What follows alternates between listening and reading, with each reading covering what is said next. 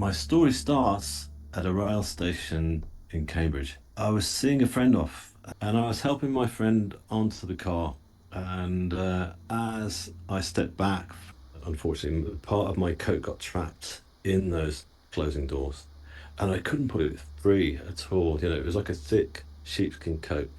I yelled out for help, hoping there would be a guard, but there was no guard on that actual route. So I tried everything. I was banging on the glass, nothing happened whatsoever.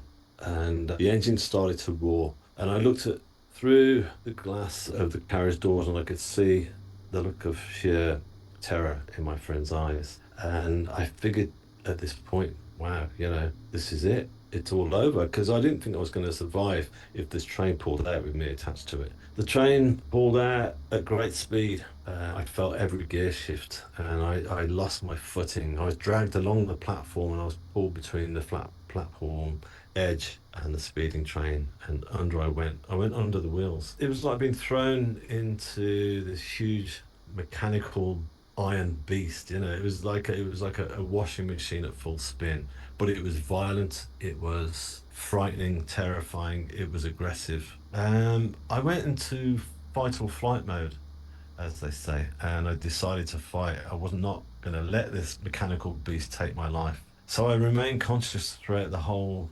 experience, and I was eventually thrown between tracks, and the train was still continuing on. It was a very long train.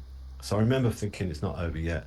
So I kept my face down into the gravel, and the train disappeared off down the track. And there I was, laid in complete shock. I couldn't believe I was alive. I was in complete agony. The coat that I was wearing was now torn to shreds. And I remember the first thing I noticed was that my arm had been cut right open. I could see all the insides, and it wasn't good. And I remember thinking, wow, I need help now. And I tried to get my cell phone to call for emergency help, but of course my phone was completely smashed. But the emergency guys arrived really quick. They jumped down onto the track. They started cutting through my clothes, and by a miracle, they got me from the platform edge and into the back of an ambulance. And I remember the doctor saying in the back of the ambulance, he said, "Look, we've just come from a small hospital around the corner, but the one that's going to save your life is a 25-minute drive. Can you hang on in there?" And I said, "Yeah, let's go." So we sped off down the highway with the sirens going, and we arrived at the hospital, and there was a whole team of medics, because I realized I was losing an awful lot of blood. I could see it literally coming from my arm, and they worked on me as hard as they could, and I remember that it was at that point that I left my body. I left the drama that was going on in the hospital, all the intensity of it all, the noise, the pain that I was going through was suddenly diminished, and I was in what seemed to be like a small darkened space. It wasn't really a darkened space at all, because I realized there was beautiful light starting to pulsate all around me. There were small pulsating colors of ambers, greens, yellows, and reds. And I felt a sense of calmness from these pulsating colors because I figured at this point that I hadn't made it. I figured I must be dead. I didn't try to fight it. I didn't try to resist it. I was now laid on this huge rock. It was like a huge granite rock. The best way I can describe it to you is it was like a medieval altar, that, and it was interesting because normally that kind of something like that would be very cold and uncomfortable to be laid out on. But no, this wasn't. It felt very comfortable. And I looked to check my wounds and I looked down at my body and I realized I was no longer clothed. I was just covered in this blue satin silky sort of textured material, like a sheet, which comforted me and made me feel calm. There were no wounds whatsoever. There was not even a single scratch or bruise on my body. Everything was completely intact. I felt very reassured by this. And I laid my head back on this rock and closed my eyes. And as I closed my eyes, suddenly there was light coming through my eyelids. It was quite bright. So I opened my eyes. And there above me, coming in towards me, were these. But no, I could look into this light. And the reason I couldn't take my gaze away because I sensed that there was more than just light happening here. I felt there was a healing force coming from this light. And so I closed my eyes and kind of bathed in this light, if you will. And I felt that the light was healing me. It was healing the trauma that I'd just been through, healing the physical trauma that my body had been thrown into. And this was just a beautiful sensation. And then I felt the presence of somebody close by. And I lifted my head and opened my eyes, and there stood at my feet was this person. It was an androgynous being, a person wearing a very contemporary black t-shirt and this kind of pure white blonde hair and skin that was like emanating light from within. And I knew this person. I looked at this person. I couldn't pinpoint where from, but I knew this person. And I said out loud, I said, I know you, don't I? Where do I know you from? And this person just stood and smiled at me with a knowing smile and didn't speak to me. But I was starting to get telepathy, if you like, coming through. And I was starting to realize that this person that I was looking at was was like my guardian angel, if you like. You know, this was the gatekeeper to everything that was happening here. So I felt very safe in the knowledge of knowing that this person was here to protect me. And whatever was going to happen next, that was fine by me. So I laid my head back and closed my eyes further. And then I felt the presence of two more beings either side of me.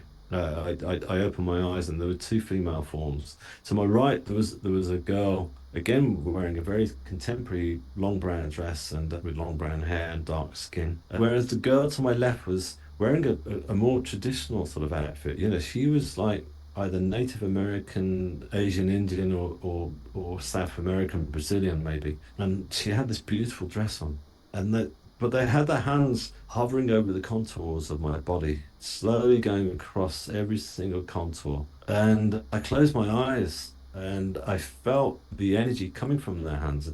It was causing, you know, like every single molecule of my body to vibrate with an energy of love.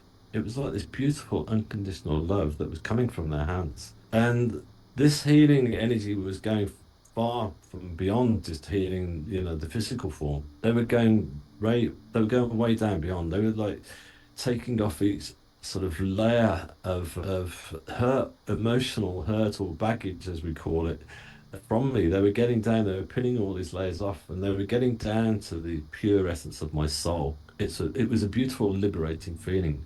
I felt free. I felt freer than I'd ever felt in the whole of my life, you know, and I felt complete. I felt like this was me. This was David as you know, the real me, the core of me, without any guilt, shame, hurt, oppression. None of those feelings were there anymore. But what I did see was this awe-inspiring sort of view. It was like a huge waterfall of stars, and it was the size of Niagara Falls, Victoria Falls, whatever, you know. But instead of billions of tons of water cascading over the edge, there were billions of sparkling stars that were just falling over and tumbling. There was shooting stars flying over the top. And I was going, wow, you know, I just kind of like, I was totally awe-inspired. And I looked down. And as I looked down, I tried to fix my gaze. You know, at first I could just see stars sparkling, and then I could start to see colors forming, nebulas. You know, and I was looking down. It seemed from one galaxy into another, and I was seeing formations that I'd never ever seen before in my life. I mean, before this, you know, I never really had that much interest in astronomy. You know, I'd look up at the sky at night sometimes and see the stars sparkling. But that was it. It was almost like a two-dimensional view for me of the universe. Whereas now I felt that I was in the universe itself. I felt this huge vastness, not only of seeing what I'd seen, but I felt the force of the energy. I felt the energy of it. I felt that I was moving forward with this energy. And so I was more than happy to go along with this because it was so beautiful. And I laid my head back again onto this huge rock in the knowledge of knowing that I was part of this energy and this beautiful force. And the the the final part of this whole experience was the most profound for me. I started to feel this energy of love vibrating within me, but it became more intense. It was vibrating at such an intensity that I thought, what's happening? I had to open my eyes again and lift my head. And just beyond where that beautiful androgynous being was stood at my feet, a huge sort of tunnel of light that was coming in towards me through the universe. And it was surrounded by these very dramatic flames that were slowly circulating around the edge of this pure white light, a very, very bright white light. And I was being told now that what I was looking at here was the source of all creation. This was God, not God in the form of God that I'd always led to believe, in my school textbooks, the images of Michelangelo's of God on the ceiling of the Vatican with the long grey beard. No, this was God in the form of this huge tunnel of white light. And the love and force that was coming from this white light was just so beautiful and amazing and so liberating that I was laughing. I remember I just laughed to myself and I threw my head back onto the rock. And just at that stage, I suddenly came crashing back into my body. This happened a long time ago. I was 9 years old, and this is 1966. One day after school, beautiful spring day, we're coming out of the school and coming down the sidewalk where all the moms were coming and pulling up in their cars to pick the kids up. And I was walking with my friend Peter. He was taking judo lessons, and he had learned to do I don't know what he called it, like a judo roll or something like that, or a throw. I was like, oh, cool, show me. So he did that, but it was on concrete. This was not a judo mat. And Peter didn't know what he was doing. And I was thrown head first into the concrete, and I hit that concrete hard. I took a pretty good blow to the head. It was like a lightning bolt of pain, like exploded in my head and down to my toes, and it consumed me. And so I kind of climbed to my feet. I started to run, turned around, ran back onto the playground, headed for the nurse's office. And that's where I lost consciousness. But there was no break in my awareness. I was here, and then I was not. And the most difficult to explain is that time and space disappeared at that point. There was no time. There was only just right now. And that's kind of disorienting. It's a beautiful state of mind to be in, but it's hard to explain. And I didn't feel like I was still Raymond. I was aware, but I wasn't Raymond. I was like a floating sphere of awareness. And I can only describe that feeling as a perpetual unfolding of now. And I can only describe this first part as a void. There was no light, there was no dark, there was no gravity, there was no sensations. It was just like nothing. So I'm here in this state of awareness, and I was trying to figure out what was going on. I could still, I wouldn't call it thinking, because it wasn't words. Like when we had a dialogue going in our heads, it wasn't that. It was more like emotions. But I couldn't grab on. I had no reference point to anchor myself to know who I was, what was happening. And I didn't remember the accent, and it was a very chaotic feeling. And I started getting scared. And as the fear ramped up, it started getting kind of out of control. I felt like, okay, I'm losing it here. And then I came to kind of a realization that I've lost my mind. I'm going crazy. That's what's happening. I've gone crazy. If I've lost my mind, there's nothing I can do about it. And that was when I released. I just let go. And as I let go, the pleasurable sensations started there. Peace and tranquility and quiet and relaxation and contentment, those kinds of emotions. And then they started ramping up, stronger and stronger and stronger, to a state of utter bliss. It was so beautiful. And I somehow became aware of a point of white light. And I don't know how I knew that, but I knew I had to go toward the light. And as I did that, the light got bigger and more beautiful and more intense until it utterly absorbed me. And I was the white light. It was infinite love. I mean, that's a big word, infinite. It was so perfect and complete. And it was like wave after wave of cleansing white love. And it was just utterly liberating. It was beautiful. It helps me to close my eyes. I can go kind of right there when I do it. It was so perfect. And things that I would see weren't actually things. It was more like everything was made out of light. And everything was alive. It was very real, but in an experience like this, it's experiential. So words don't really say it.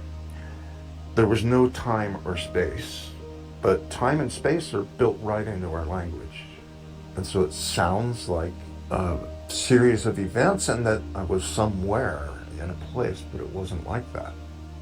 So I have no sense of how long it was, or because that just didn't exist. So here I am getting washed and cleansed in the white light, and I became aware of some sort of floating sphere of awareness like me. It was another being. It was my dog, Skippy, who had died a few years before. Now remember, I didn't remember the accident. None of this was making sense. But it was my dog, Skippy. And now he didn't have fur and a tail and a tongue. Yeah, he had no body, but he was a floating sphere of awareness like me. And I recognized it as Skippy, and he recognized me, and we were communicating. It was like telepathic and perfect communication. And it was love. It was Skippy. Oh, I love you. I like. Where are we? What's happening? And he was loving me right back. We absorbed each other, became the same being. And there was another presence of some kind, a floating sphere of awareness, but this one was more complicated. It was a masculine presence, which is hard to explain because there's no gender there. I didn't have a body, but he knew me.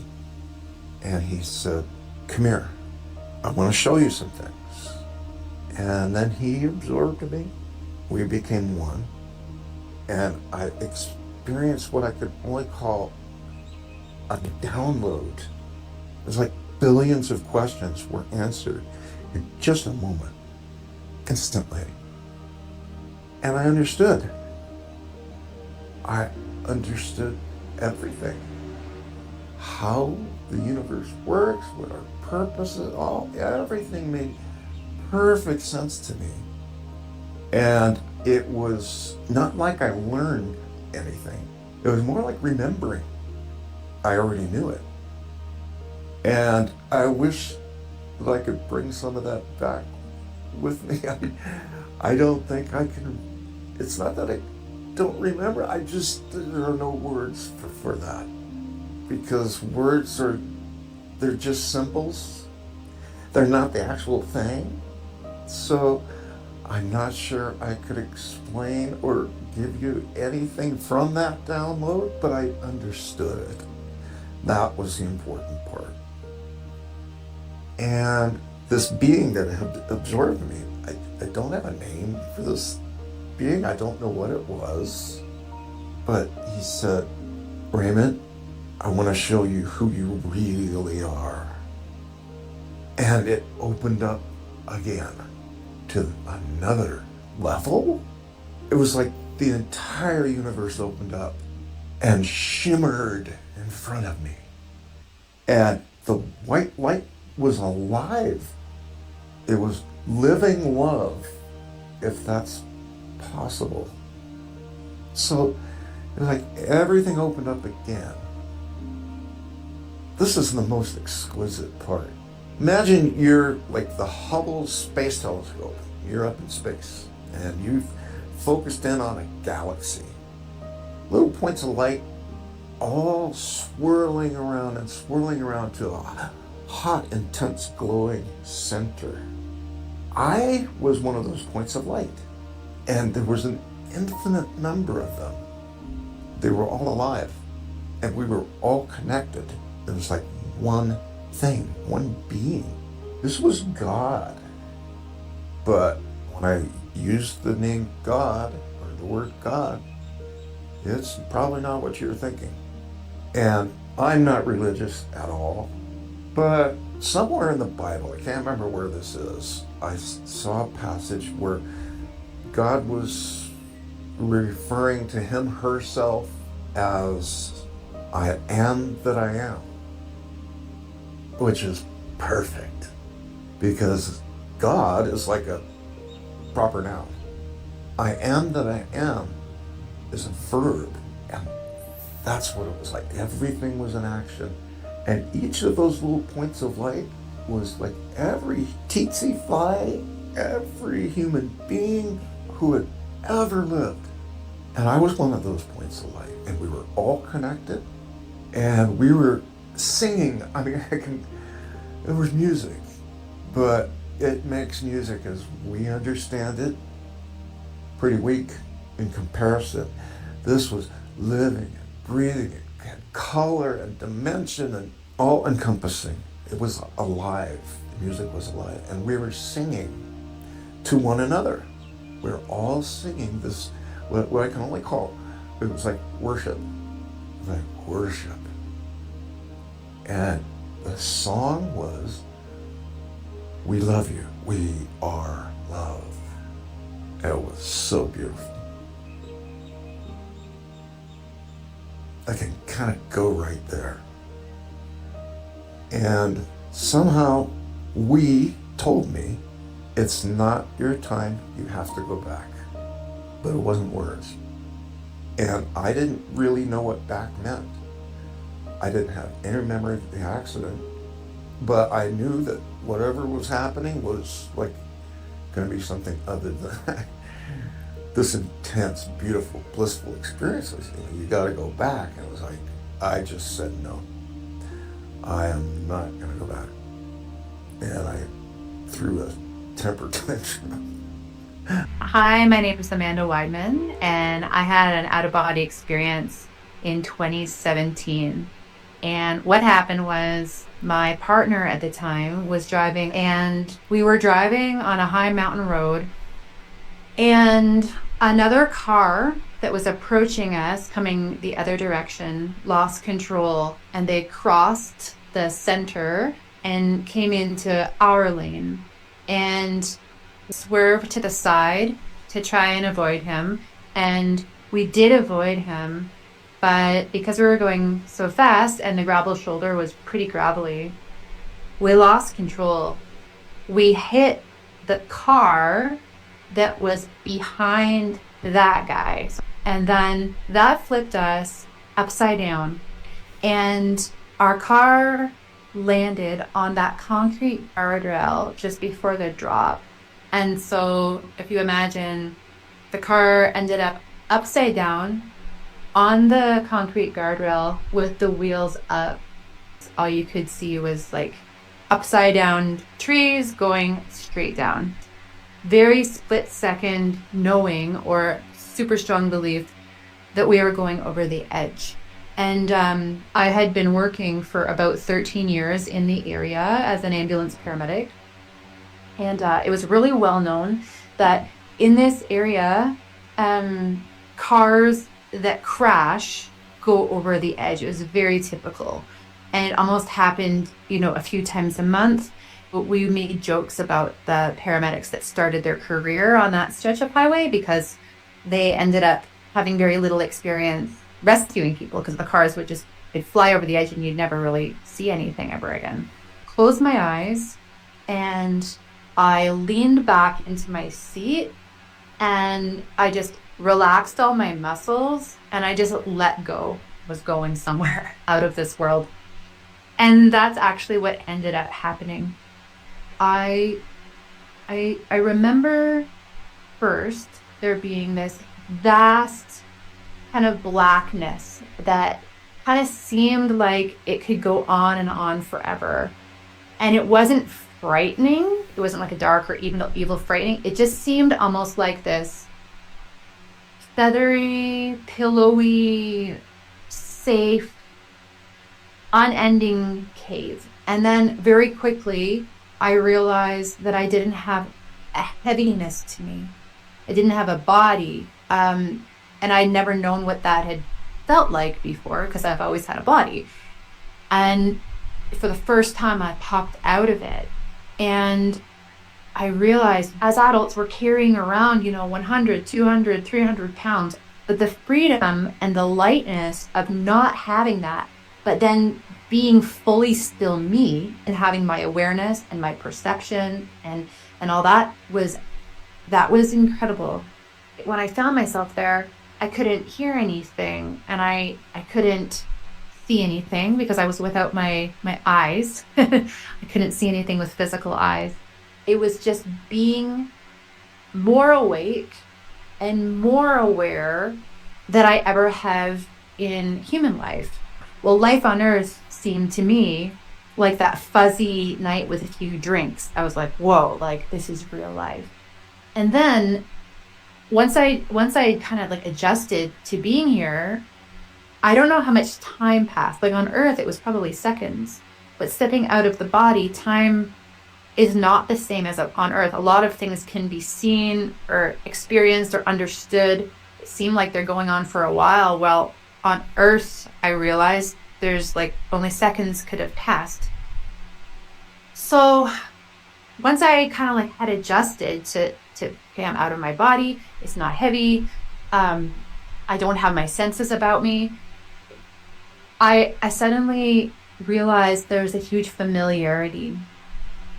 And what started to kind of creep in to my awareness was this feels this feels familiar. This feels like home. This feels like perfect peace, a peace that even the greatest moments of peace on earth, I could not compare to what this was like. Because on earth, even if you're in a peaceful moment, there's a part of you that knows it could end anytime or that some trouble could come around the corner, even if you think you're really fully in the moment. But here, there was no awareness that it could end, and there was no awareness that any trouble could come. It was like the most safe, beautiful, secure, perfect feeling, vibe that I had ever found myself in. And so again, on earth time it was probably just seconds, but up here I found myself just kind of like leaning into it and feeling it and just letting it kind of come through my awareness. And I don't know, I don't remember because it's linear time is like it's, but there was things that kind of happened. I felt a presence. That's what came once the peace started coming, as I felt a presence. And I'm kind of glad it happened that way, because that presence to me was the presence of what many people would call God or divinity or the oneness of all that is, I guess, looking back. And I'd heard those terms before, like oneness and the divine, and thought, oh, that's interesting, like whatever that is, I'm sure it's real, but I can't relate to it and I don't understand what that would be like to experience. And suddenly it was, these terms that you've heard started to totally make sense. And it was like being surrounded with like millions or billions of almost like choirs, a huge gathering of everyone that ever existed, all spirits of healthy and well beings, possibly my ancestors, possibly angels, possibly, spirits of plants and animals, just all of creation. And all together, that presence represented itself to me as though it was God. It was everything together. And I realized, oh, okay, I've been here before. I've passed through here before many, many times. And I'm just even speaking right now, kind of getting chills. And so I just experienced that presence that felt so loving and so non-judgmental and so non-critical and so perfect and so never-ending. And the next thing that I remember was sound. It was like first sound was quiet, and then it got louder and louder and louder. And I realized people were yelling. There was metal kind of like twisting and crushing and kind of resting. My partner and I had just been camping. So there was like camping equipment and like cast iron pots and pans like falling and crashing onto the road. There was just noise. So I was back in my body.